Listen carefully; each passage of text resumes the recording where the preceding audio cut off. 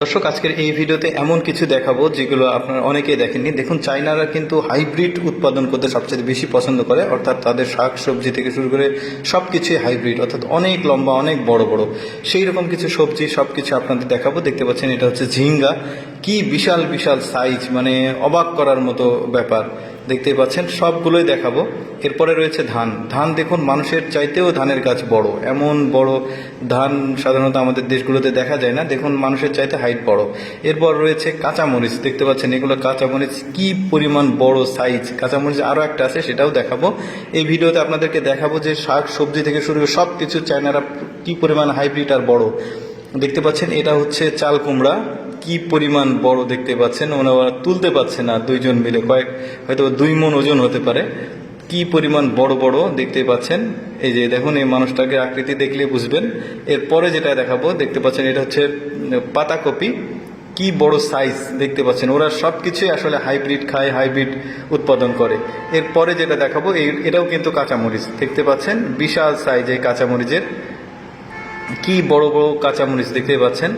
এগুলো আবার ওরা ওই ফিতা করে আর বিক্রি করে। এগুলো একটু ছোট সাইজ, এটা একটা আলাদা জাত। ওইটারই হাইব্রিডেরই একটা আলাদা জাত। এরা এইভাবেই বাজারে বিক্রি করে। তারপরে কি আছে, তারপরে হচ্ছে রসুন। দেখতে পাচ্ছেন, এটা হচ্ছে পেঁয়াজ। পেঁয়াজের সাইজটাও দেখুন কত বড়। 2 ধরনের পেঁয়াজ হয়, যেগুলো দেখাবো আপনাদেরকে। কি বড় বড় সাইজ। এরপরে রয়েছে আলু। আলু দেখলে তো আরো মাথা খারাপ হয়ে যাবে। কি বিশাল বিশাল সাইজ আলুর। দেখতে পাচ্ছেন, ওরা আসলে প্রচুর পরিমাণে হাইব্রিড উৎপন্ন করে। এটা হচ্ছে মিষ্টি আলু। দেখুন, একটা মিষ্টি আলুর সাইজ কি পরিমাণ বড়, তুলতে পারছে না, এত বড় সাইজ। এরপরে রয়েছে সরিষা। আমাদের সরিষার দানাগুলো তো অনেক ছোট, আর এদের সরিষার গাছ, সরিষার দানা দেখুন কি পরিমাণ বড়। এগুলো থেকে তেল হচ্ছে, দেখতে পাচ্ছেন। সরিষার দানা তো অনেক ছোট হয়, বাট এদের সরিষার দানাটা অনেক বড়, আর সরিষার গাছগুলো অনেক বড়। দেখতেই পাচ্ছেন, মানুষের মাথার উপরে উঠে গেছে। কি পরিমাণ বড় সরিষার দানাগুলো, সরিষাগুলো এইভাবে কাটা হচ্ছে। এরপরে আবার আপনাদেরকে আরেকটা কিছু দেখাবো, চলুন দেখি সেটা।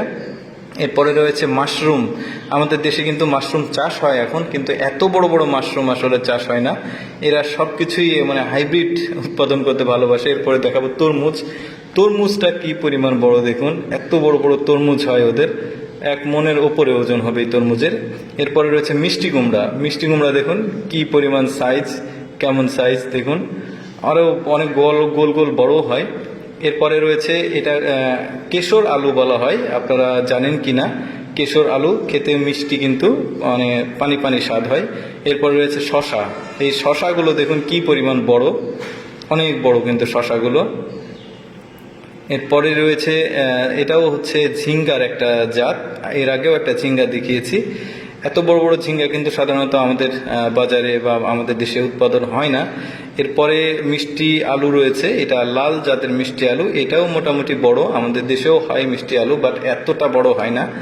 দেখতে পাচ্ছেন, এদের 1 কেজির ওপরে ওজন হয়। এটা হচ্ছে 10 তাল মেবি। দেখতে পাচ্ছেন, গাছটা কিন্তু অনেক বড়। আমাদের দেশেও হয়, কিন্তু এত বড় হয় না, মানুষের চাইতে আসলে বড় হয় না।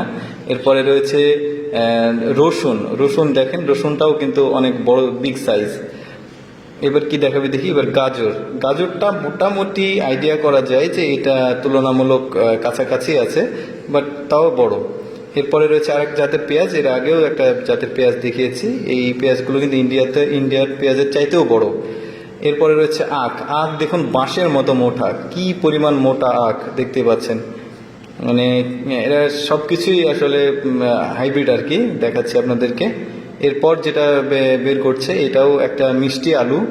এত বড় আলু আমি আমার লাইফে আসলে কখনো কোথাও দেখিনি, মানে এই চায়নাদের কাছ থেকে দেখলাম। আর আরেক জাতের কাঁচামরিচ দেখুন, এত বড় বড় কাঁচামরিচ আপনারা কখনো দেখেছেন কিনা আমি জানি না। ক্যাপসিকাম মনে হচ্ছে না, বাট এটা কাঁচামরিচেরই বড় একটা জাত। এরপরে রয়েছে বেগুন। বেগুন দেখুন কি পরিমাণ লম্বা আর বড় বেগুন, দেখলে বুঝতে পারবেন। আচ্ছা, টমেটো দেখাই। টমেটোর দেখুন, টমেটোর কি মানে অন্যরকম দেখতে, অনেক বড়। একটা করে টমেটো কিন্তু প্রায় 1 কেজির মতো ওজন হবে। এরপরে দেখাই সর্বশেষে মাথল। এটা কৃষকরা গ্রামে কাজ করে কিন্তু রোদে এই মাথল দেয়, এদের মাথলটাও বড়।